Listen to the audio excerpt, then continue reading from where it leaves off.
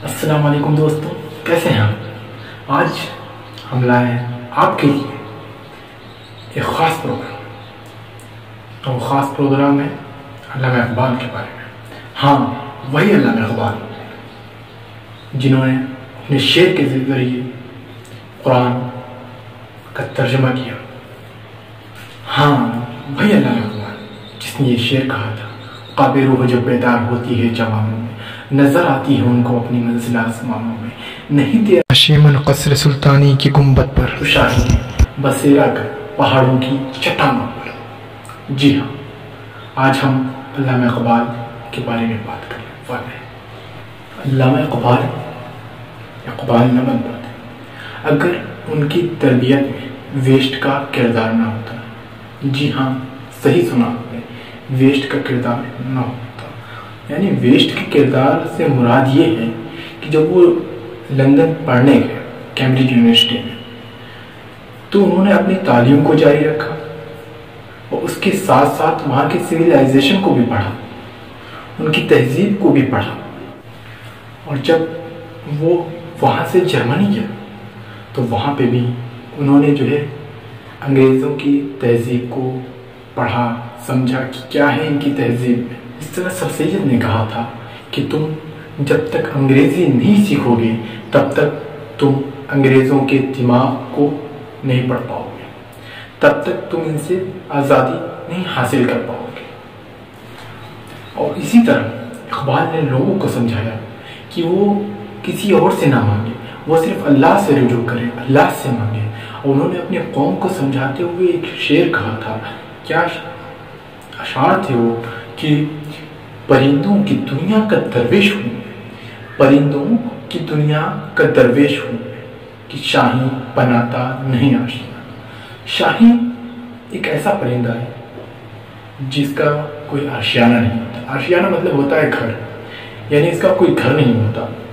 तो जिस शाहीन वो होता है जिसकी परवाज़ बादलों से भी ऊपर होती है। और वो इस अल्लामा इकबाल इससे पावर ऑफ फेथ के कंसेप्ट को समझा रहे हैं। अल्लामा इकबाल इसी चीज़ को एक कंसेप्ट देते हैं जिसका नाम है खुदी। अगर आप चाहें तो मैं इस पर एक अलग क्लिप बनाकर अल्लामा इकबाल की खुदी जो है, खुदी क्या है, मैं इस पर एक अलग टॉपिक बनाकर आपको समझा सकता हूँ। आप कमेंट में मुझे कमेंट करके बताएं।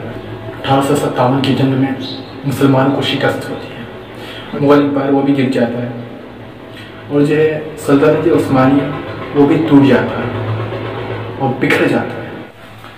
और इसी दौरान जब मुसलमान अपने ज़वाल के शिकार थे, तो अल्लाह ताला का उसूल है कि जब मुसलमान जो है ज़वाल का शिकार हुए हैं तो उन्होंने अपने नेक बंदों को भेजा है। तो इसी तरह एक नेक बंदे आए और उन्होंने जो है मुसलमानों को मुत्तहिद करने का काम किया। वो थे अल्लामा इकबाल।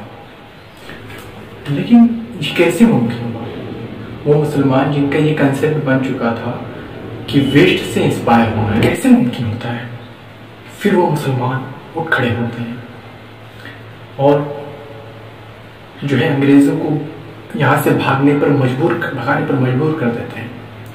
तो वाकई जो उन्होंने अल्लामा इकबाल ने नौजवानों के लिए एक अशआर लिखा, एक शेर लिखा था कि वो क़ाबे रूह जब बेदार होती है जवानों में, नजर आती है उनको अपनी मंजिल आसमानों में, नहीं तेरा नशेमन सब्ज़े सुल्तानी की गुंबद पर, तू शाही है बसेरा कर पहाड़ों की